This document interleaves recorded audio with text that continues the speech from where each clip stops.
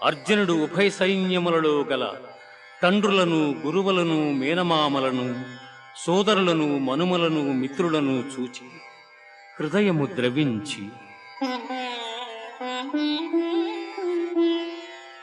నకాంక్షే విజయం కృష్ణ నచ రాజ్యం సుఖాని చ కిం నో రాజ్యేన గోవింద కిం భోగైర్జీవితేన వా కిం భోగైర్జీవితేన వా. స్వజనమును చంపుటకిష్టపడక నాకు విజయము వలదు, రాజ్యసుఖము వలదు అని ధనుర్బాణములను కింద వైచి దుఃఖితుడైన అర్జునుని చూచి శ్రీకృష్ణ పరమాత్మ